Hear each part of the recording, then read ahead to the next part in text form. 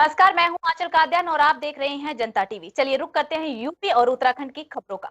UP में corona virus की रफ्तार एक बार फिर बढ़ रही है। राज्य में पिछले 24 घंटे में कोरोना वायरस के 7,695 नए मामले सामने आए हैं, जबकि इस कोरोना वायरस की वजह से 4 लोगों को अपनी जान भी गंवानी पड़ी है, जबकि 253 मरीजों को डिस्चार्ज किया गया है। वहीं यूपी अपर मुख्य सचिव स्वास्थ्य अमित मोहन प्रसाद ने बताया कि प्रदेश में इस समय सक्रिय मरीजों की संख्या 25,974 पहुंच चुकी है।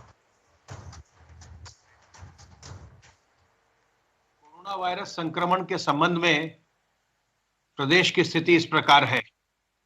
विगत 24 घंटों में संक्रमण के 7,695 नए मामले सामने आए हैं।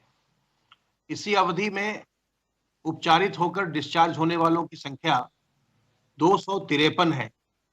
इस समय प्रदेश में एक्टिव इन्फेक्शन के केसेस की संख्या 25,974 है। अब तक कुल 16,88,648 मरीज उपचारित होकर स्वस्थ हो चुके हैं। विगत 24 घंटों में कोविड संक्रमित मरीजों में से 4 लोगों की मृत्यु दर्ज की गई है। 25,974 एक्टिव केसेस में से 25,445 घर पर रहकर ही अपना स्वास्थ्य लाभ कर रहे हैं।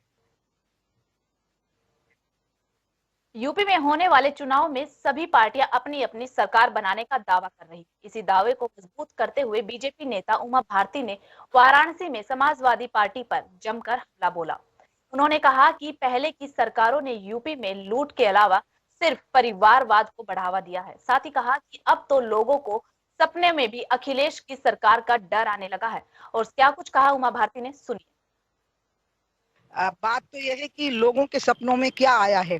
लोगों के सपने में पूरा 5 साल का अखिलेश की सरकार का कार्यकाल भय पैदा कर रहा है। लोगों को उसके सपने आ रहे हैं और लोग एकदम डर रहे हैं कि हे भगवान, ये भयावना सपना फिर हकीकत में ना बदल जाए।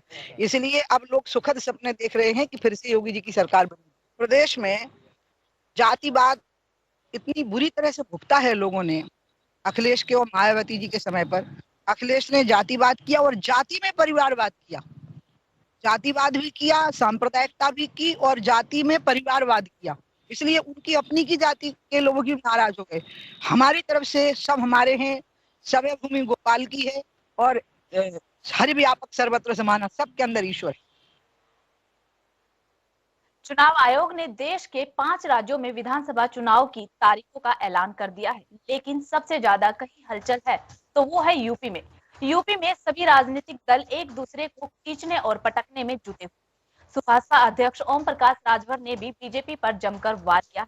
जनता टीवी से खास बातचीत करते हुए ओम प्रकाश राजभर ने कहा कि यूपी में भाजपा सरकार फेल हो गई है। क्या कुछ कहा राजभर ने, आप खुद सुन लीजिए। उत्तर प्रदेश 2022 के विधानसभा चुनाव का बिगुल फूंक चुका है। बीते दिन चुनाव आयोग ने 7 चरणों में चुनाव कराने का ऐलान किया है। इसके बाद से ही तमाम राजनीतिक दलों में सरगर्मियां तेज हो गई हैं। इस वक्त हमारे साथ सुभाषपा के राष्ट्रीय अध्यक्ष और सपा के गठबंधन में शामिल ओम प्रकाश राजभर खास बातचीत के लिए हमारे साथ मौजूद हैं। ओम प्रकाश राजभर जी, अखिलेश यादव कह रहे 10 मार्च को बदलाव होगा, आप कह रहे खदेड़ा होगा और भारतीय जनता पार्टी कह रही है प्रचंड जीत के साथ हम दोबारा सत्ता में आ रहे, क्या कहेंगे? प्रदेश की जनता उनको प्रचंड जीत के लिए गांव में दवाई कर रही है। आपने देखा कि उनके सांसद का कुर्ता जनता फाड़ दिया।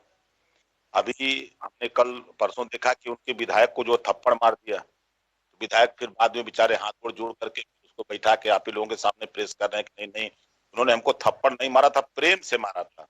आपने अयोध्या में देखा विधायक को गाँव के लोगों ने दिया। आप नोएडा में आपने देखा।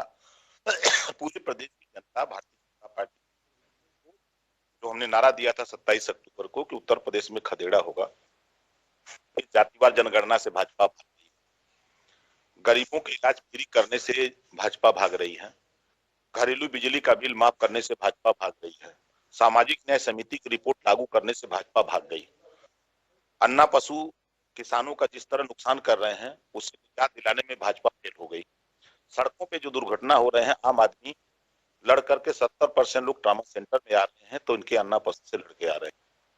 और प्रदेश में जो बेरोजगारी का आलम था, हमको जो हमने आंकड़ा देखा है कि 75 साल की आजादी में पहले बार इतना बेरोजगारी पैदा हुई है। और भारतीय जनता पार्टी ने जो काम किया है, 69,000 शिक्षक भर्ती, 68,500 शिक्षक भर्ती, 72,234 शिक्षक भर्ती में जो इतने लूटा है, 27% पिछड़ों का, 22.5% शेड्यूल कास्ट का जो लूटा है, और वो अपना हक मांगने लखनऊ आ रहे हैं, तो ये सरकार अपने पाले हुए गुंडे कहते हैं, या पुलिस जो सरकार के इशारे पर काम करती है, तो पुलिस यहाँ पिटवा रही है। प्रकाश जी, बेरोजगारी की बात है, लेकिन भाजपा कहती है कि हमने सरकारी नौकरी का अगर जवाब देखा जाए तो हमारी सरकार में सबसे ज्यादा 4.5 लाख नौकरियां देगी, और सपा को देखा जाए तो सिर्फ 80,000 नौकरियां दी थी अपने सरकार में। देखिए, दुनिया में अगर झूठ बोलने वाला कोई नेता है तो उस नेता का नाम है नरेंद्र मोदी जी। दूसरे नंबर का झूठा अगर कोई है तो उसका नाम है योगी आदित्यनाथ जी। तीसरे नंबर का झूठा अगर कोई है तो अमित शाह जी। ये तीनों का इतिहास जान लीजिए। मोदी जी ने जनता के बीच में कहा था कि, मैंने वीडियो देखा इनका, ये कहते हैं कि लोग कहते हैं कि हम रेलवे बेच रहे हैं, रेल से उनका बहुत संबंध, और नारा दिया ना, सौगंध मुझे इस मिट्टी की देश नहीं बिकने दूंगा। रेलवे बेच दिया, बैंक बेच दिया, LIC बेच दिया, BSNL बेच दिया, कोई खदान बेच दिया, सब बेच दिया। नारा दिया कि अय गरीबों, हवाई चप्पल पे चलने वाले लोगों, तुझे हवाई जहाज में उड़ाऊंगा, जहाज भी बेच दिया। इन्होंने वादा किया था 2 करोड़ नौकरी दूंगा, और 35 लाख नौकरी खाली GST ला करके छीन लिया सरकारी। उसके बाद नोटबंदी करके पूरे प्रदेश के गरीबों की कमर तोड़ दिया मोदी जी ने। और अमित शाह 15 लाख, 2 करोड़ नौकरी, तो 15 लाख पर तो आपके पर आकर के बोले ना कि हमने जुमला बोला था वोट लेने के लिए। आवाज जुमला तो पेटे में डाल दिया, तो जुमला खत्म हो जाए। तो ये जुमला बोलने वाले लोग हैं, झूठ बोलने वाले लोग हैं, 420 बोलने वाले हैं, यूज एंड थ्रो करने वाले लोग हैं। यही अमित शाह ने मुझसे खुद कहा कि जिसकी लड़ाई तुम लड़ते हो, ये दारू पे बिकने वाले लोग हम खरीद लेंगे। उसने कहा कि आओ आओ, चलो 2022 के चुनाव में हम औकात बता देंगे भारतीय जनता पार्टी का। ऐसा ही नहीं भारतीय जनता पार्टी के साथ गए थे हम, भारतीय जनता पार्टी की हैसियत नहीं है, चले हमें दिखा देता हूं। आज चारों खाना चित है, देख लीजिएगा, 50 सीट से नीचे ही सब आएंगे। कहां जीत रहे हैं, कौन इनको वोट दे रहा है? अरे नौजवान परेशान है, व्यापारी परेशान है, किसान परेशान है, पत्रकार परेशान है, आम आदमी परेशान है, इनसे खुश कौन है? ओम प्रकाश राजभर भी भाजपा पे इतना भड़ास अटकले तो ये भी है उत्तर प्रदेश की सियासत में कि आप भाजपा के साथ एक बार फिर जा सकते हैं।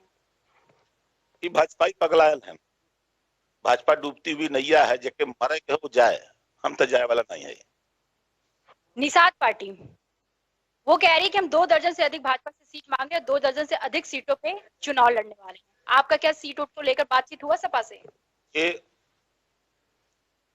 अगर झूठ बोलने का तकमा अगर दिया जाए तो मोदी और योगी अमित शाह के रहते रहते संजय भैया भी झूठ बोलने की पोल में शामिल हो गए।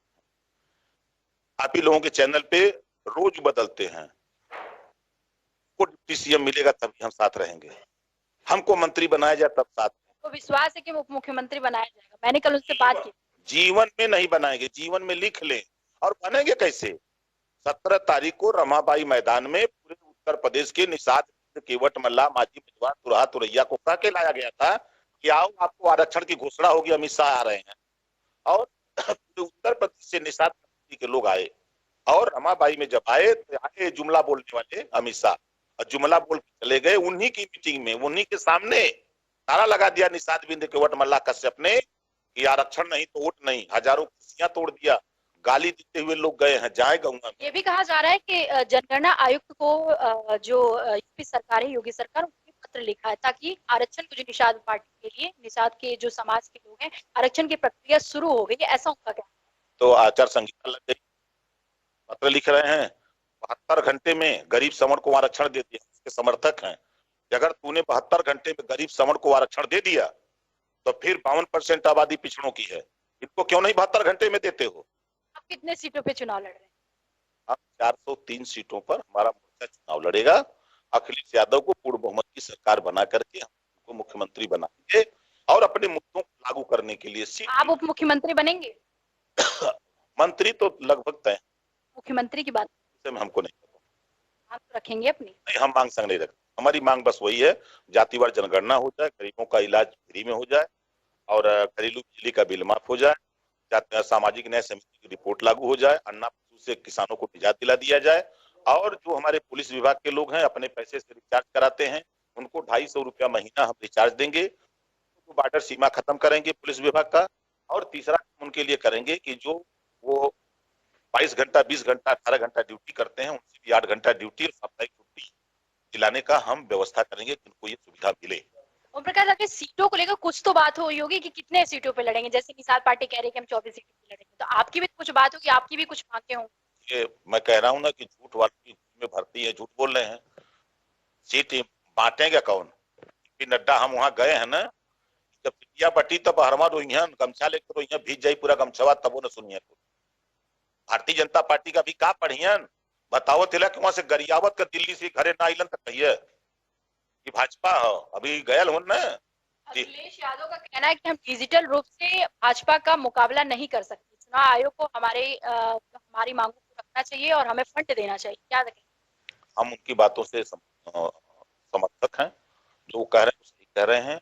चुनाव आयोग को ये सिस्टम अपने हाथ में लेना चाहिए, जितने भी चैनल हैं सबको वो इकट्ठा जुटावें, और वो आप लोगों के चैनल के माध्यम से जनता के भी जो संदेश देना है, राष्ट्रीय पार्टी को 1 घंटा दे दें, राजी दल को आधा घंटा दे दें, अनरिकॉग्नाइज्ड पार्टियां जो है उनको 10-10 मिनट, 15 मिनट, इस तरह के लोग हैं उस तरह की सुविधा देने की व्यवस्था करें। तो ये थे सुभाषपा के राष्ट्रीय अध्यक्ष ओम प्रकाश राजभर का साफ तौर पे कहना था कि भाजपा प्रचंड जीत से नहीं बल्कि प्रचंड हार का सामना करना पड़ेगा।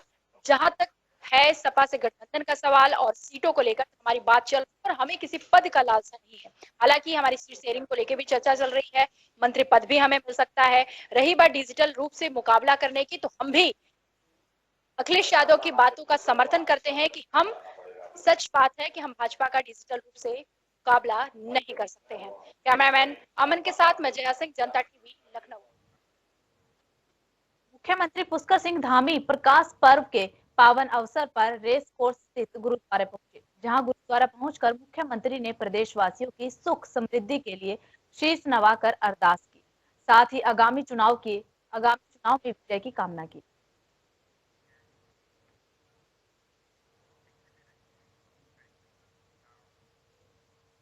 देवस्थानम बोर्ड भंग होने के बाद एक बार फिर बीकेटी पुनर्जीवित हो गई, जिसके लिए शासन ने नियुक्ति पत्र जारी करते हुए भाजपा नेता अजेंद्र अजय को बद्री केदार मंदिर का अध्यक्ष नियुक्त किया गया है।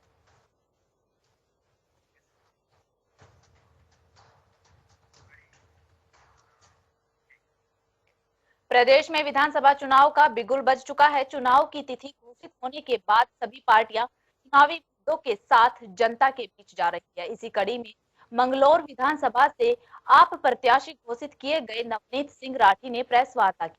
ने कहा कि भाजपा सरकार ने पुलिस कर्मियों के साथ खिलवाड़ किया है। दिन रात 24 घंटे सेवा पर खड़े पुलिस कर्मियों का ग्रेड पे के नाम पर 2 लाख का अनुदान देकर पुलिस कर्मियों को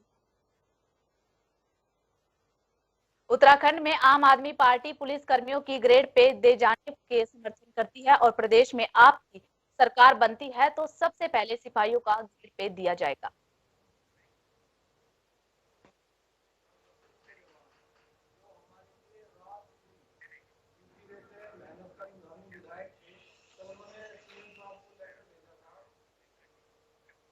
देहरादून से इस वक्त की बड़ी खबर आ रही है। राजधानी देहरादून में लगाई धारा 144। DM doctor R Rajesh Kumar ने जारी किए आदेश। विधानसभा चुनाव को देखते हुए ये अहम फैसला लिया गया है। राजधानी देहरादून में लगाई गई धारा 144। देहरादून से इस वक्त की बड़ी खबर आ रही है। राजधानी देहरादून में धारा 144 लगाई गई है। DM doctor R Rajesh Kumar ने आदेश जारी किए हैं। विधानसभा चुनाव को देखते हुए ये अहम फैसला लिया गया है।